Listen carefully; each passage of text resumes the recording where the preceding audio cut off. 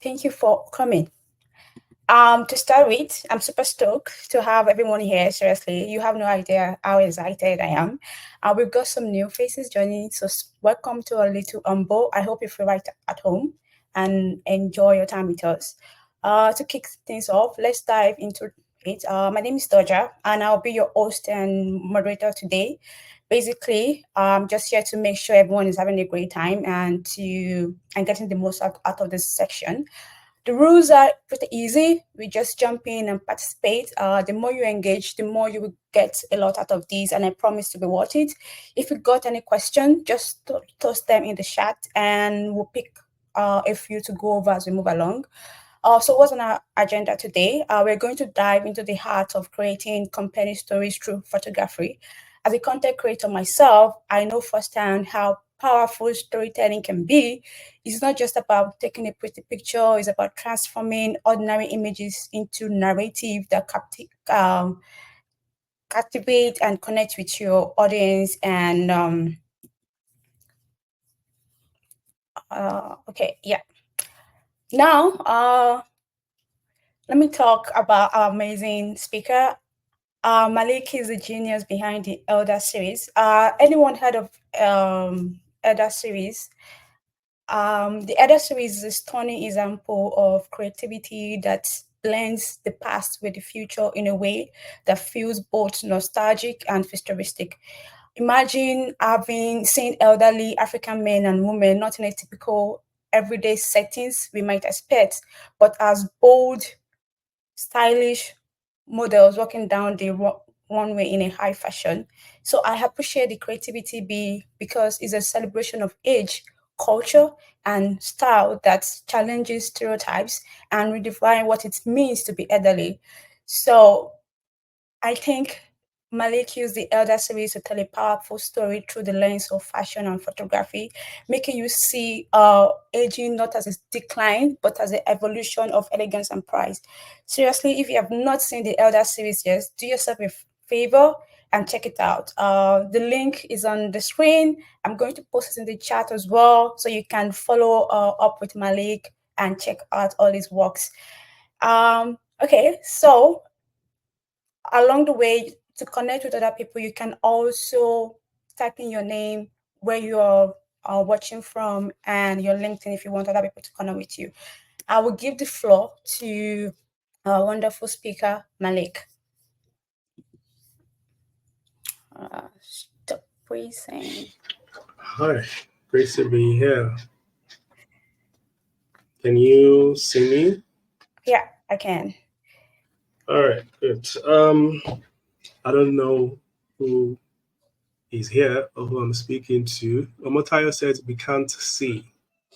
You can't. So, Oh, um, it's showing here that you can't. It's. can you hear? Is Can that you hear? feedback? Can you see and hear us?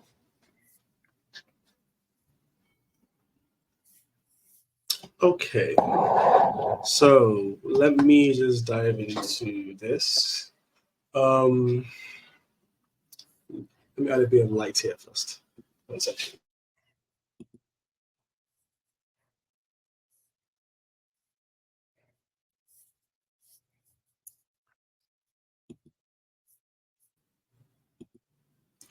Great, good to be here.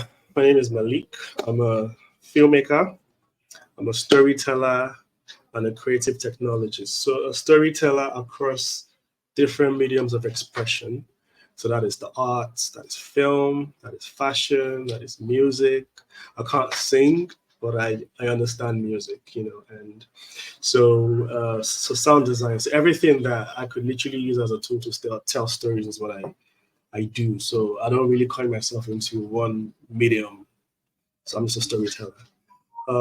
That being said, as a storyteller, I look at everything as a tool. What is the best way I could tell a story? And what is the story I'm trying to tell in the first place? Why am I telling that story in the first place? And what's the impact? What does it mean to me? What would it mean to whoever I'm telling that story to? And that's the essence of storytelling, really. And when you can answer that question, I feel like the story will be told seamlessly, even without you even thinking about it too much. So traditionally, I work with, photography, I work with film, I work with sound, and I work with the arts as well. But what I want to speak to you about today are the new frontiers of artistic technologies, and that will be the new ways of using tech to tell stories. Let me share my screen quickly.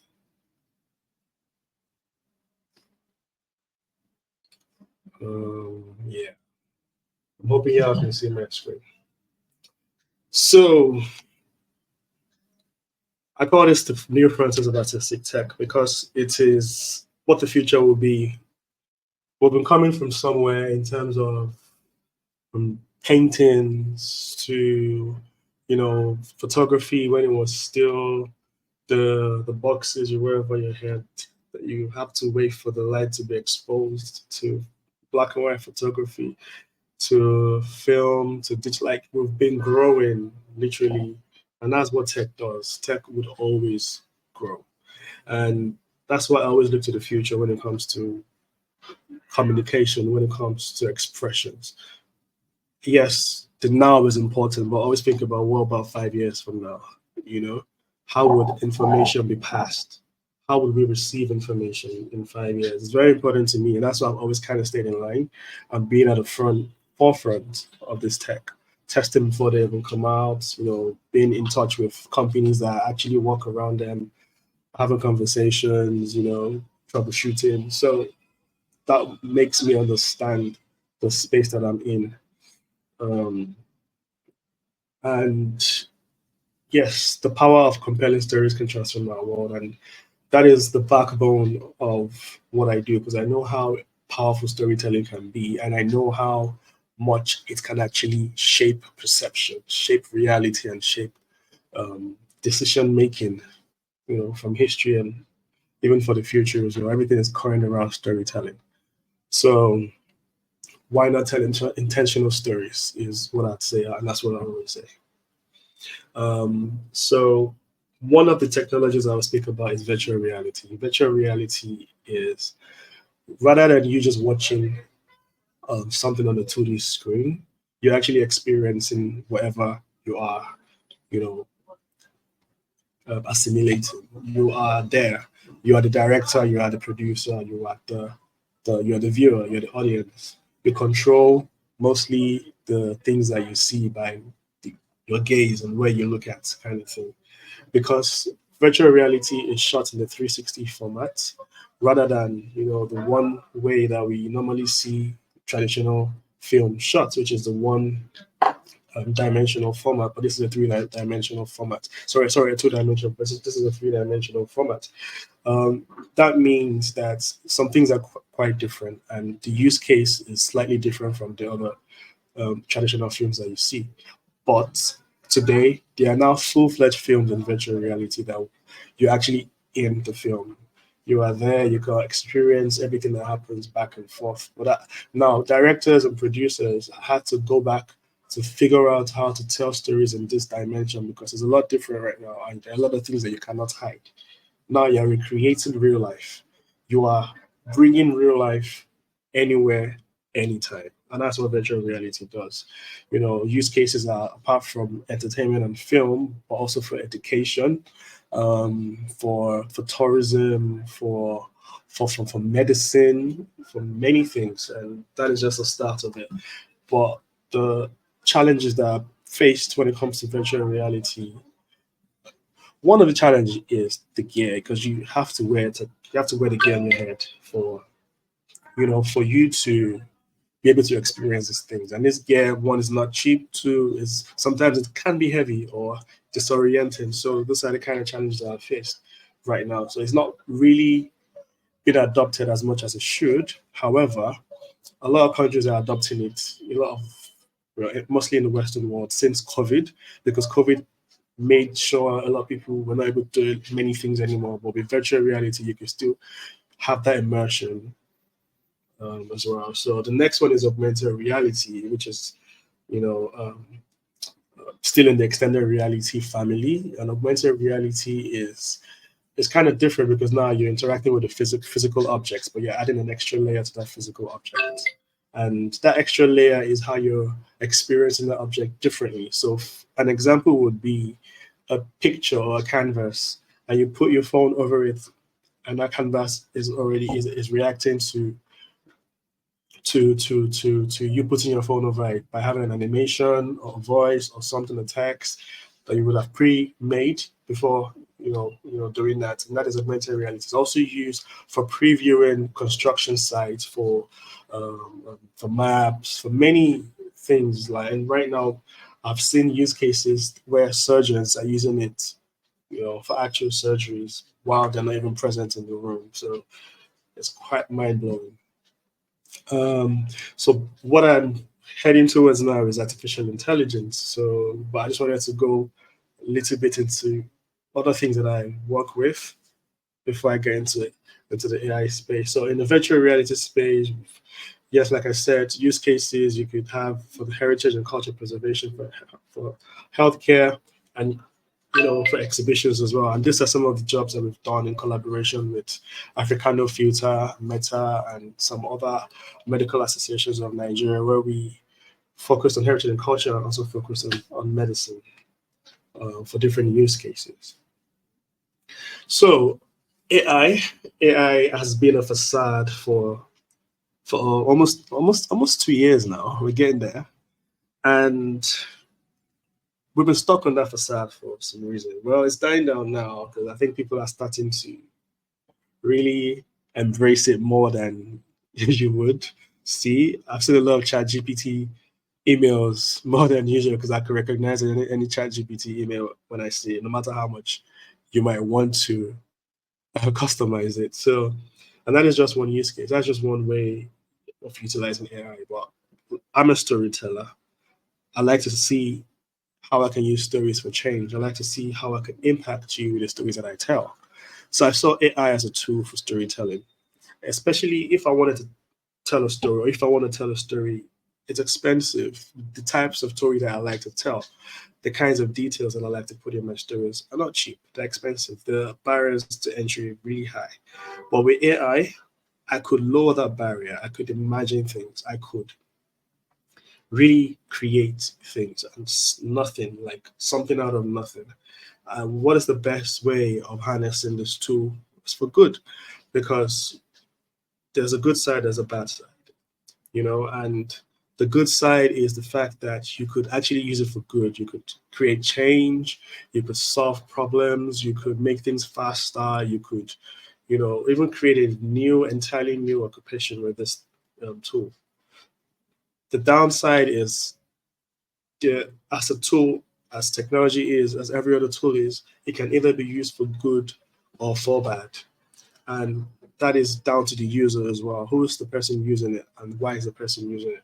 At the end of the day, it's the user. So, and the also challenging fear that I have is if we don't embrace this tool, we are going to be in trouble. But I'm going to get into that later in this conversation. Um, so yeah, what did I use this tool for? I wanted to see how elderly people would be represented and be included in conversations in pop culture and everything. And the best way I could do that was to use AI to tell that story.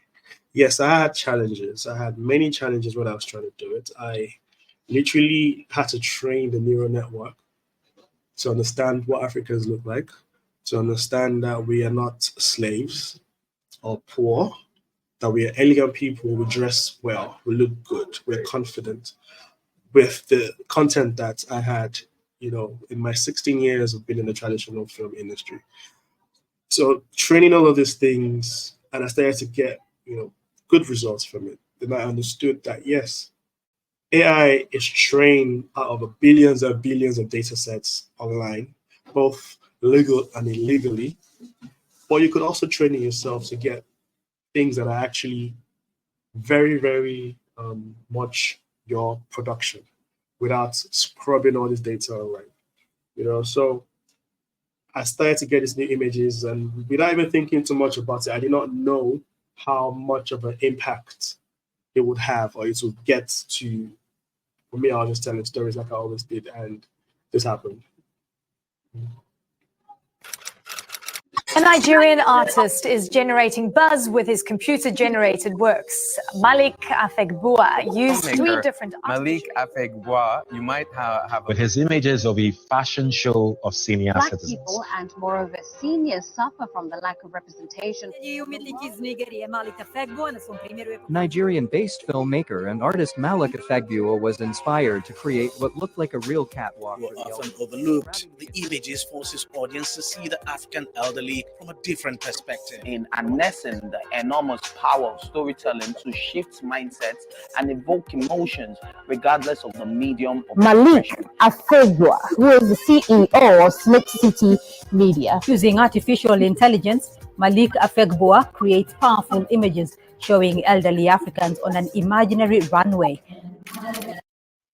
Yes, so that happened. Okay, I think this is to finish.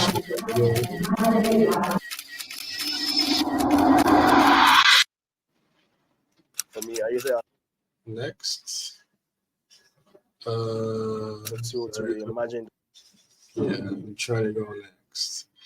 Okay, so like I said, because of the impact of that tool, it went viral, it went wild.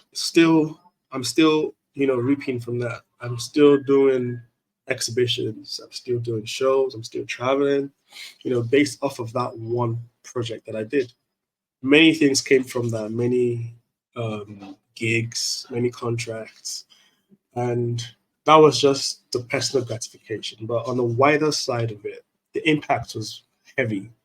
I had messages from people that would tell me that, hey, I just had to send you this message that my grandfather had been depressed for the past 10 years. I've never seen him smile.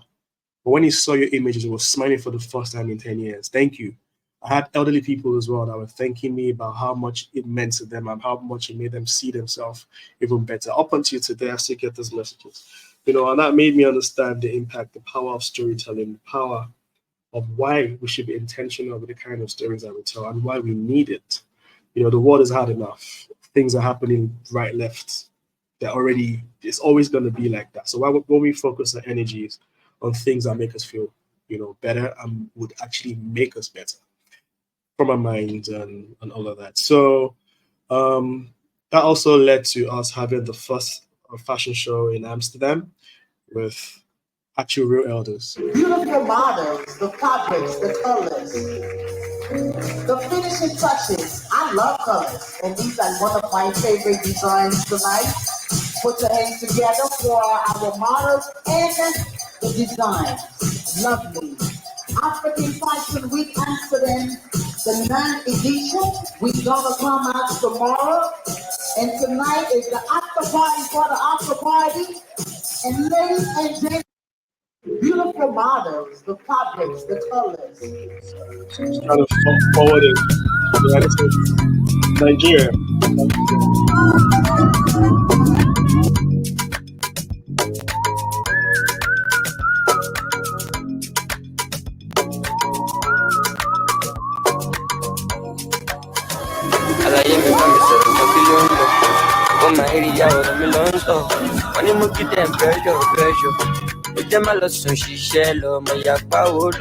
Nobody do the West Africa done too much. And it's about you, Shalom, Kabukabulo, my bashing law. It's still the Lagos, still the happiness, everything, my life.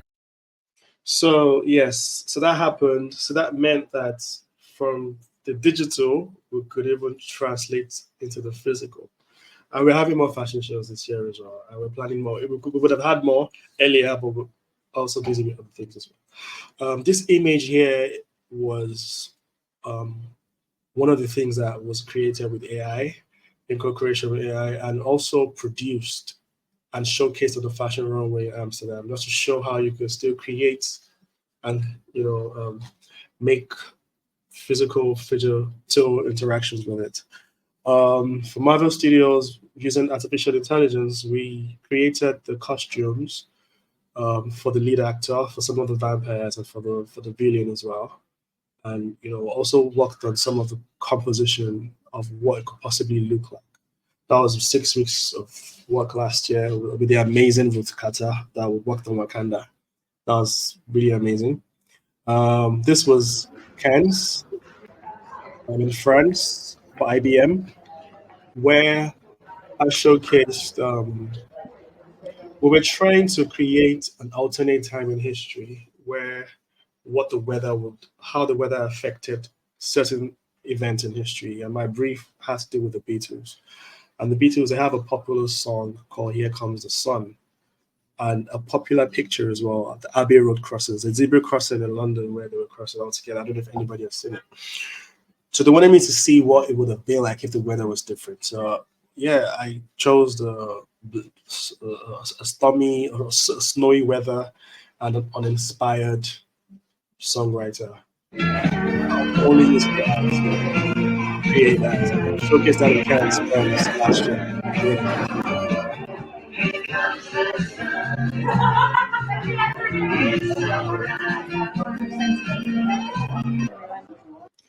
The AI as well was used to create the branding, the characters for Bonvita, the African beverage, to rebrand everything. So we created 4 characters for them and licensed it to Cadbury using, co-created by AI. So this is the next level, thinking about the future of how to utilize these tools. For Glenfiddich, in the heart of the Scott, last year as well, they wanted an AI video, specifically an AI video, and wanted it in 2 days. It took up the challenge. I'm like, yeah, definitely. And now, mind you, when I created this video, there was no AI video creating software. I had to find new ways to do this. All what we had were very, very different from what we have today. But yeah. Scottish valleys, where nature weaves its enchanting tapestry. A remarkable story is unfolding. A story that embodies the essence of craftsmanship and the pursuit of perfection. This is the birthplace of Glenfiddich, where tradition meets innovation. Derived from the Scottish Gaelic, it signifies the value of the deer, a noble creature that roams these lands, where timeless alchemy of nature and skill transforms humble ingredients into liquid gold, introducing a bold fusion of cultures. We finish this unique expression in Japanese X Awomori cask. So let me know, boy, you with that too much. Yeah, so we also created some films. They said it's the only thing that can you could check out on my page when you have some time. But let me stop sharing now. That's for that. Yeah. So basically that is in a short, just small, slight examples of the kinds of things that I do with technology, and this is just everything you saw just months ago compared to my traditional work where we used to spend months planning. But when it comes to using new frontier, you spend a lot less time for that. So that is how I see it. And I was going to speak about the bias in the system as well. The bias is a lot. So the challenges I was facing then were like AI softwares were creating Africans or Black people as what the media portrays us to be, which is the misrepresentation, of Africans, misrepresentation of Black people, now in the digital space. So, and that's a big problem. And if you still want to try and create something that has to do with time and a place and a person today in AI software, you're going to get a biased image. Nothing you can do about it except to train it. So we need to be in a space where we think about ourselves as creators and think about ourselves that we need to do something about it. Because if we don't do anything about it, in 10 years, it's going to get worse. And the AI will still keep building on that wrong persona, that wrong representations of who we are, and that is bad. So that means we need to start to tell intentional stories. We need to start to put out intentional pictures, videos, and all of that. So thinking about Hollywood, for instance, let me use Hollywood as an example. Hollywood, they've always been intentional when it comes to storytelling. Think about everything that has to do with the agenda of something is put in a film, it's put in the song, in dressing, in pop culture. It's intentional, But when it comes to Africa, we are not very intentional about the kind of stories that we tell, because we either want to entertain or we want to get by. Fact, and which is fine. But we also need to understand that the history that has been put out there every time, it's always about slavery, always about someone coming to save us about something. And we never go beyond that to actually understand where we come from and who we are, how important the things that we own, are, especially our minds, So that's why I like to use storytelling to try to, do that one way or the other, if that is possible. For me, and AGI might be achieved in a few years, and that means decision making might be in the hands of machines that do not have emotions. I work with data sets and numbers. If you break everything down, everything comes down to ones and zeros, numbers and data sets. So if Black people or Africans are broken down to a particular data set that's biased, what do we do about it? So that is where I stand in terms of the fears that I have if we don't actually embrace this technology and play a role in it as well. So I think this is where I would maybe answer some of the questions that I can see in the chat.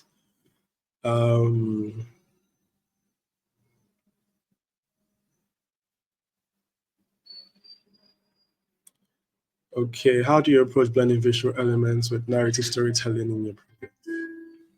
And what are the key factors to make visual storytelling? So I think I said this in the beginning. What's the story you're trying to tell? Why are you trying to tell that story in the first place? And what does that story mean to you?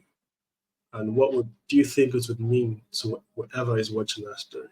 But the most important thing is, what does it mean to you first? Because if it means something to you, then it would definitely mean something to someone else. You can't please everybody with your visual aesthetics. People have different kinds of aesthetics when it comes to what they want to see or hear or perceive. So that's why you're the one that actually does matter when you're creating. Because if you can impress yourself, you can be satisfied personally with what you're doing, everything comes through. But now, that being said, think about visual storytelling, think about striking images. What gets your attention? What keeps your attention? And what makes you come back? All those things are really, really very, very, very important when you're trying to create something.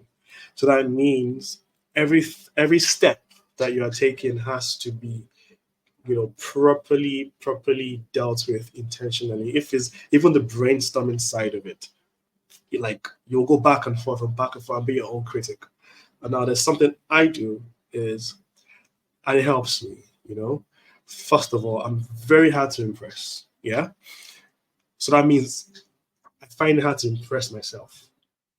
And I never seek for validation because I know what I'm trying to do, and I know that there is a basic level to something. There is a way of doing something, and there's my way of doing something, and there's a creative way of doing something. I'll make sure I tick the boxes that comes to certain things.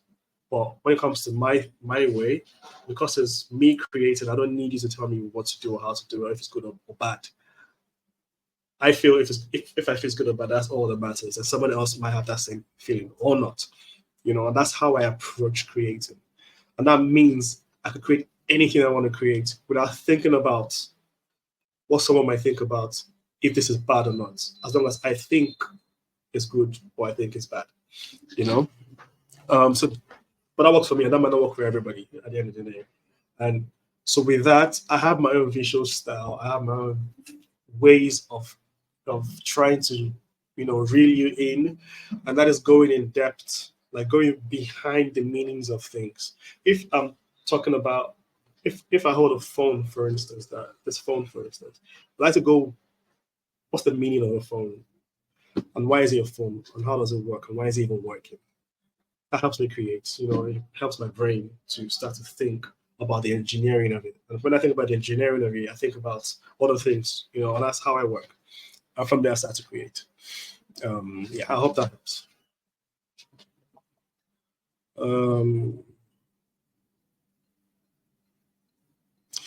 advice to have for aspiring photographer and content creators. Yeah, I think what I just said actually answers that as well. Keep creating, just keep creating, keep experimenting, keep testing, keep trying out new tech.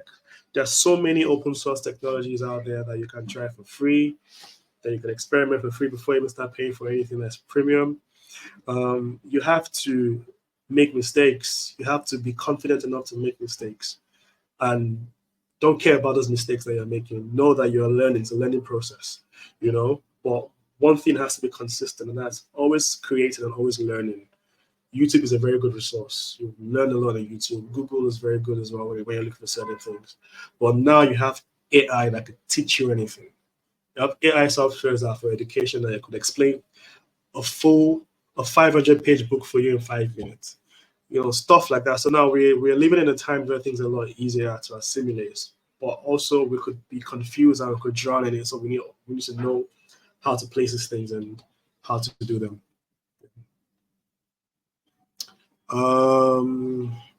How do you balance technical aspects while compositing? So I'm a filmmaker, I'm a storyteller. I have that traditional knowledge, and I always experiment, I always research. I haven't done experiments in a bit, but I always used to do that. And I've gotten to a level where I know certain things, like in my sleep. I know certain aesthetics I know what I want to create. You know, I know exactly what I'm going for, and I know how to do it. So I kind of just focus on the things that are unseen, the surprises, the imaginations, and all of that. And when it comes to composition, when it comes to technical aspects of stuff, it is simple. You know, colors. Understand the dynamics of colors, the spectrum, the color spectrum. You know, from left to right. Understand how light plays a role on your skin, on an environment. How an object is important in the foreground or the background of something. So all these things are what kind of informs my decision. The same way I would approach film, the same way I would approach AI or photography or anything. Storytelling. So how do I tell it, and what's the best way of telling it?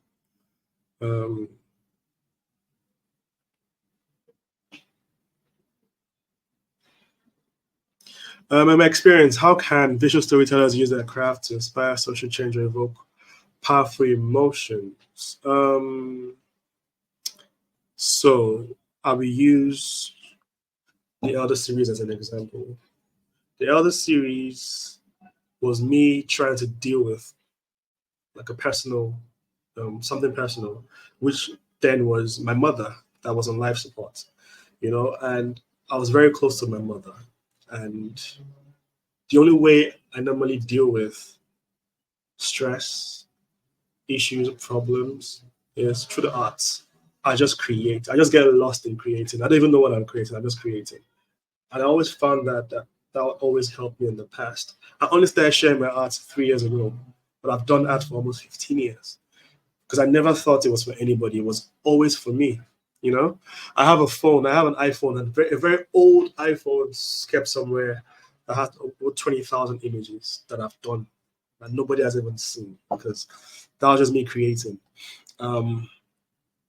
So last year, actually it was 2 years ago now, December, I was trying to get by understanding where I was, the situation my mother was in, but I didn't want to remember her in the state that she was.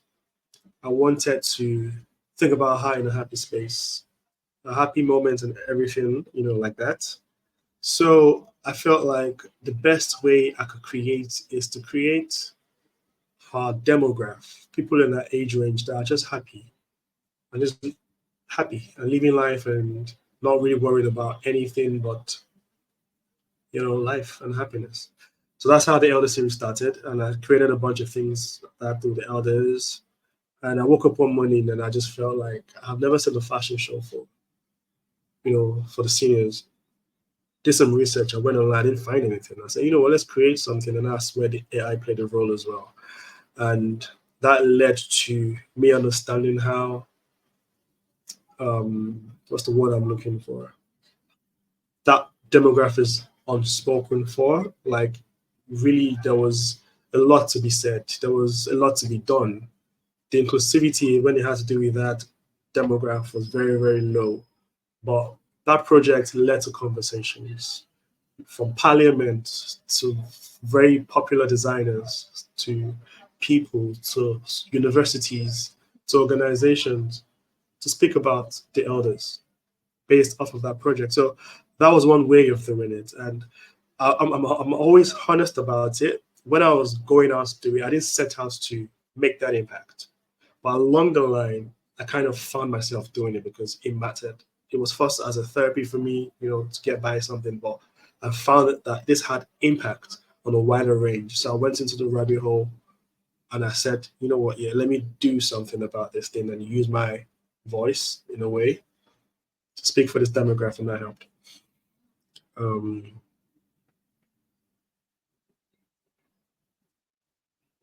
How can content creators effectively build a strong connection with their audience?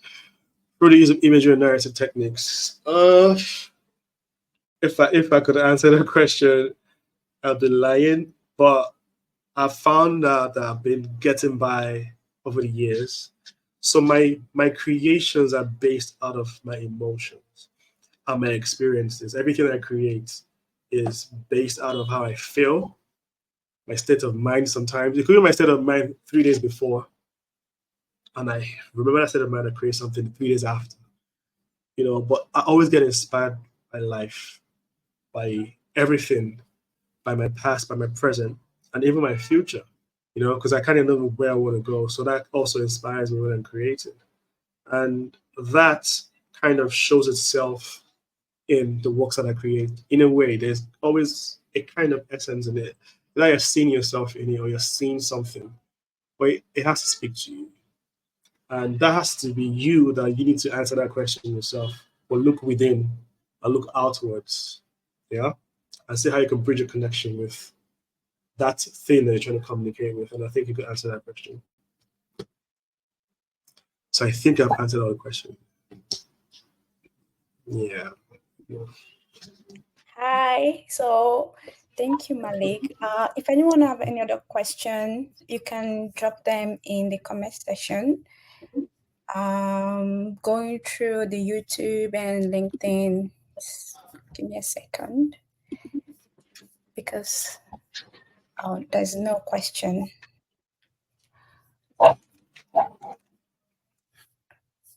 Okay, if no one asks any question, I think we are coming to the end of today's workshop, and I hope everyone has something tangible to take with. I myself have something. I've learned a lot. I'm trying to build content on LinkedIn, and I understand where Malik is coming from, using what you're going through to inspire what you create, and I've discovered that that's one of the ways to actually create something that actually resonates with your audience, because some people you don't know might be going through the same thing you're going through. So yeah, I totally understand that. Thank you so much, Malik. Again, if anyone have questions, we are coming to the end of the workshop. If anyone has any question, please drop them. If not, okay, no question. Okay. I still have a question. What inspired me to stay and grow in my craft? So it's a long story. I'm thinking of where to start from. I've lived many lives, if that makes any sense. So I have to win. I have to succeed. So that's the best way that I can put it. I understand where I'm coming from, and I know where I want to get to in this life before I leave. And I want to inspire, but not just inspire, I want that inspiration to have a legacy. And storytelling has an impact. And I've known about this impact of storytelling for a very long time, even before I had any inclination of the fact that I'll be a part of that industry. But when I found out that I could be a part of that industry, then I took it seriously and I built from it. I grew from one camera to where I am today. And I feel like that inspiration for me is I can make an impact, I can make a change. So let me do it. Let me just do it. I think that's the best way to answer it. There's a longer answer, but I don't think I can say that now.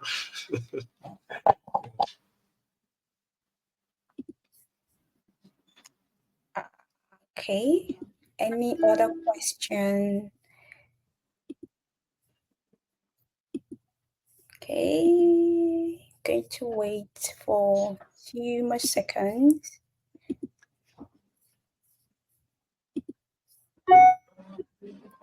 Okay. Let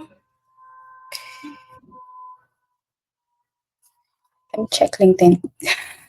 Sorry, there's so many to answer. Okay, I guess there's no more question, and we are now at the end of our podcast. I want to thank Malik for sharing his insight and creativity with us. It was so inspiring. I hope you all find it as eye-opening and exciting as I did. And you can always connect with Malik on LinkedIn and IG. It's linked URL has been shared in the comment section. And before we wrap things up, I want to take a moment to talk about what happened next. First of all, we are not leaving you hanging after today. We got some awesome follow-up activities and resources lined up to help you keep growing and creating. And we'll be sending you out a recap of today's session along with some additional resources so you can keep your eye in your inbox for that. And if you love today's workshop, I think you will feel right at home with WaveSync. WaveSync is a travel app that streamlines solo traveling for solo travelers. I don't know if that makes sense. But we have an active community on Discord, and it's all about blending travel wellness and personal growth in one epic journey of self-discovery. Our tribe is a vibrant online community where you can keep the conversation going, sharing stories, tips, and experiences that helps you inspire the world in a different way. So if you're into connecting with your fellow travelers, creators, and wellness enthusiasts, you definitely want to join us on Discord. And while you're at it, you can also follow WaveSync on social media because we are always posting fresh content, event update, and lots of inspiration to keep you motivated and as excited about your journey. Thank you so much for being here today and making this session so wonderful. Let's keep the momentum going. Join the tribe. Follow us on social media and keep creating, exploring, and growing together. Take care, everyone, and see you in another workshop session and